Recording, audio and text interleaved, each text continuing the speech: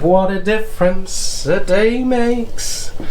Or should I say 3 days. So if you watched the previous video on my reefing last week, I had 3 major problems: cloudy water, the radion light that collapsed into the tank, and then an alkalinity drop.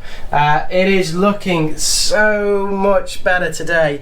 I'll give you an update on Alex and Steve, on the corals, on the cleanup crew, and we've also got breaking news: the Christmas tree, the Reefing Christmas tree, is up next to the tank. It doesn't stay there, but just for the videos it's on and it's up, looking very festive. So, eventful first week in livestock reefing. If you haven't seen that video, go check it out.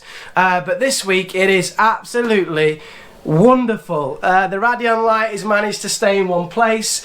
I replaced the bolts. I didn't realise until the comments on the video how serious that could have been.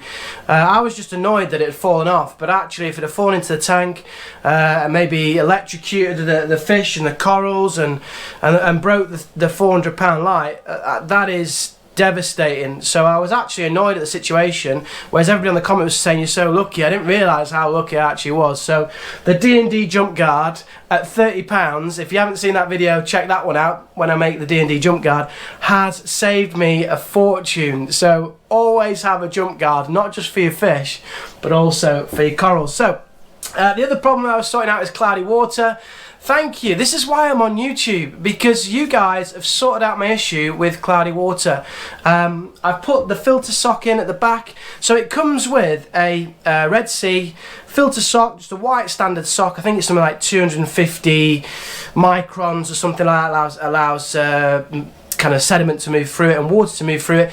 I didn't use it from the start. I put a media cup in with biohome media, and I was just trying to get the friendly bacteria up and get the kind of biological filtration up. And I should have just used it from the start. That was a major game changer. So thank you to Nathan Willard, and in particular Joshua Graham. He's so knowledgeable, this guy. He knows when I've been overfeeding. He asked me about my phosphates were a little bit high. Are you overfeeding? I probably was at that time. And then he said, have I got the filter sock in? And I didn't. I put it in, and look at it now. I don't know if it's coming out on camera, but it is absolutely, as they say in the industry, gin clear. It's never been like that. So I put the filter sock in. I should have done that from the start. And as you know, I'm also running a tiny bit of Reef Spec carbon, 25 grams, in a little bag between the sump and between the heat bar as well. So the filter sock probably made the biggest difference, but the carbon's probably made a little bit of difference as well. So let me update you on the parameters of the tank. Things are looking pretty healthy. They're not perfect at the moment, but they are looking healthier. So as you know, I log it just on my own little spreadsheet here. So we've got temperature at 25 degrees, the pH is 8.22, 0 ammonia and 0 nitrite, so I'm really happy with that. Nitrates are still quite low at 0.24. Phosphate, a little bit high. Again, it might be because I'm feeding a little bit of pellet, 0.1. Then we've got the alkalinity. So alkalinity is slowly rising. It's gone to 8 over the past few days. My most recent check though on the Hannah, I've just done that now, is 9.7. Now that's a little bit high for my liking now. Obviously I'm dosing a bit too much, so this is a bit dangerous now. So what I'm going to do, because some people have also commented on my previous video that I had some air in the dosing line, and that's obviously affected the calibration. So what I'm going to do is I'm going to recalibrate the dosing line this evening and get it working absolutely perfectly, and then I'm going to lower the dosage each day. I want it to be about 8.5 to 9. I don't want it to be 9.7, but anyway, alkalinity is on the way up. Calcium is on the way down. It's at 480. I want that to be around about 430, 440, so it's slowly dropping down. The corals are, the coral is consuming some of it, and maybe a bit of the cleanup crew as well. Magnesium's perfect, 113.50. Salinity is 1.024, and the TDS from Spotless Water is only 2 TDS. Spotless Water is a brilliant website for RO water, especially if you are new to the hobby like me and you haven't got yourself an RO filter, I probably will get one in the future, but for beginners like me just getting started in the hobby, Spotless Water, check them out, set up an account, and then you can go and collect your water from there. So every day whilst I've been dosing, I've been using my alkalinity checker. I've done it every day because I'm just honing in on the dosing and how much to dose each day. So I'm going to do that for the next few weeks until it settles down and becomes stable. I will be using my Hannah alkalinity checker.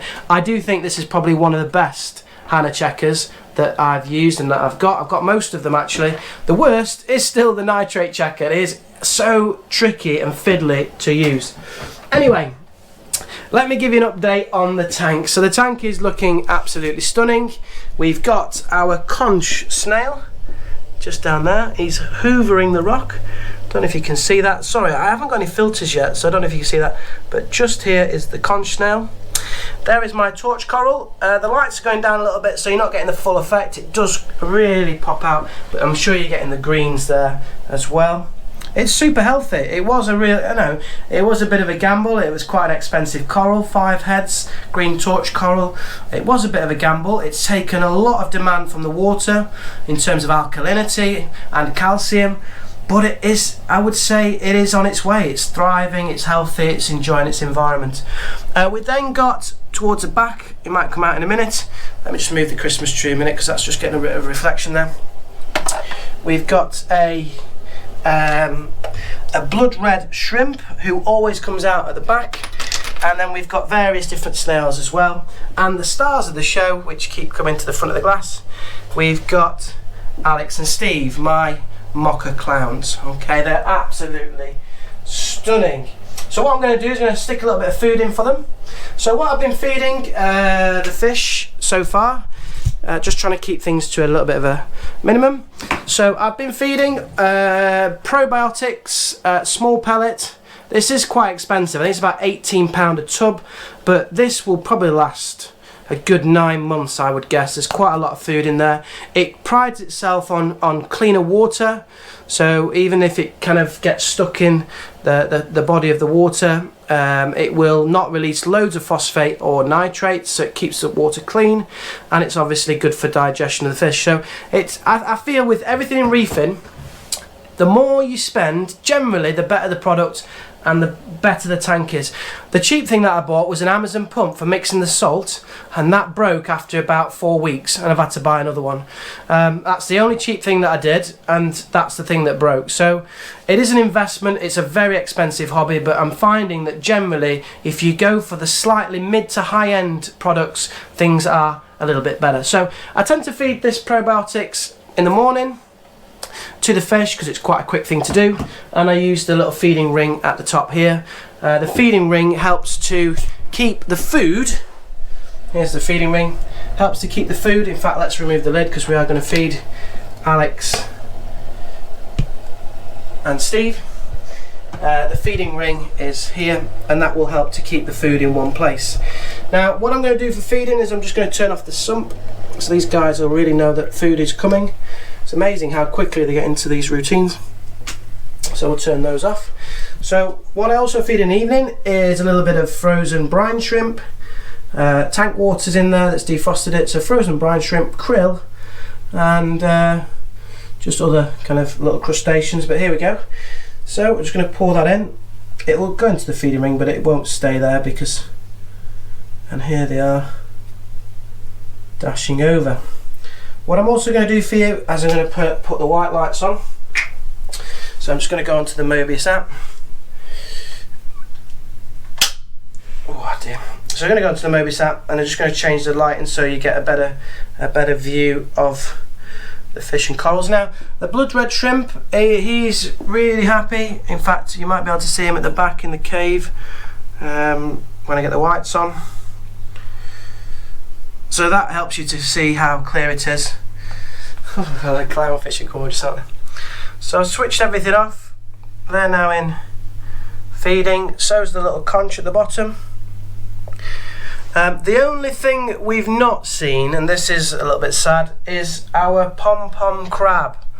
And because we haven't seen him for about a week or so, we suspect that he's probably either hiding very well or he might have passed away. So I don't really know. If anybody's got a pom-pom crab, in the comments below, just let me know. I know what do they need to keep them alive or whatever, or do they hide for long periods of time and do they end up coming out later on? We really don't know, but we'd love to see the little pom-pom crab. It's the only one that we've not seen yet so far since we've put the livestock in. But this hobbit is just, it just gives and gives and gives. It's so beautiful to watch the fish. When you've got a reef in your own house, it's just an absolute gift. So those guys are just pecking at the little bits of frozen food. They're having their tea, probably like many of you watching this video, but the water is so much clearer. These guys have really bonded well. They do the kind of clowny stuff, they kind of rub against each other. I also noticed that they started twitching as well. One of them starts to twitch, so I had to Google that, and I heard that that's kind of a submissive move for who is going to be the male and who is going to be the female. I wasn't actually aware that they all started out as males. That's something else that I've learned from you guys on YouTube. So as you can see, everything is going swimmingly well today, which is a real treat, because last week it felt like everything was falling apart, but I think that's it in reefing. Can you see the blood red shrimp? A little bit shy, but he's through the tunnel on the left hand side. He's kind of picking out a little bit there and just popped out. It might pop out again in a second and come and say hello to us. So what I'm going to do now is going to put the blues back on, and just to show you the coral one more time before we finish. There we go.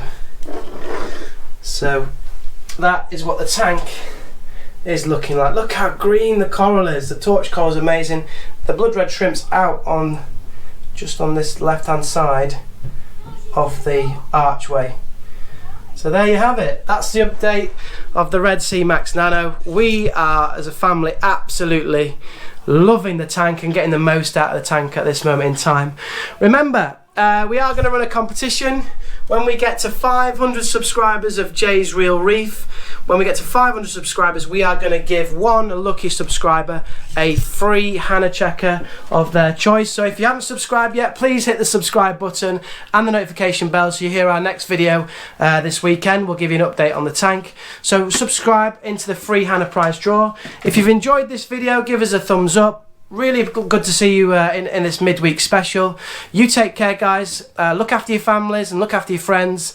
And for now, from the Red Sea Reefer and Jay's Real Reef, thank you very much. Good night.